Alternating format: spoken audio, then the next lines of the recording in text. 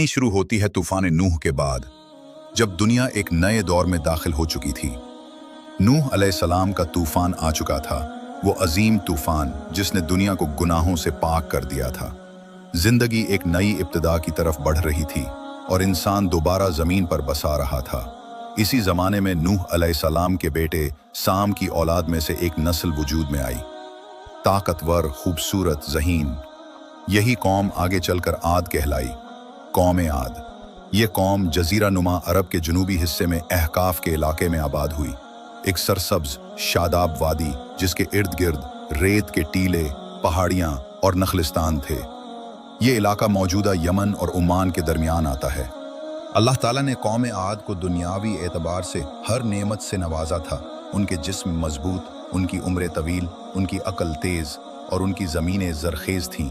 वो कहते थे कि हम पहाड़ों को काट सकते हैं, ज़मीन को मोड़ सकते हैं, हम जो चाहें कर सकते हैं। उनके शहर इराम के बारे में कुरान मजीद में कहा गया, इरम ज़ातिल इमाद, यानी सुतूनों वाली वो अजीम कौम जिसकी मानंद दुनिया में कोई और कौम पैदा नहीं हुई। उनके महल आसमान से बातें करते थे, उनके किले मजबूत और दीवारें बुलंद थीं। उनकी जुबान पर नारा था, हमसे ज्यादा ताकतवर कौन है।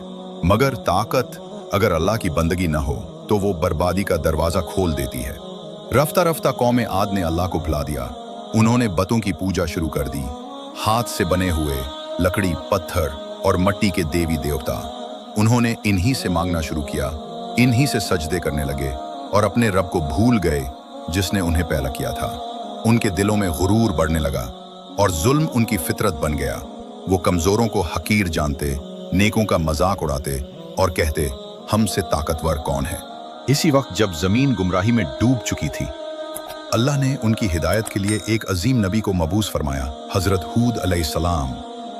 हूद अलैहिस्सलाम खुद इन्हीं की कौम से थे, इसी जबान, इसी कबीले और इसी सरजमीन से। उन्होंने मोहब्बत से, हिकमत से अपनी कौम को समझाया, ऐ मेरी कौम, अल्लाह की इबादत करो, वही तुम्हारा रब है, इसके सिवा कोई माबूद नहीं।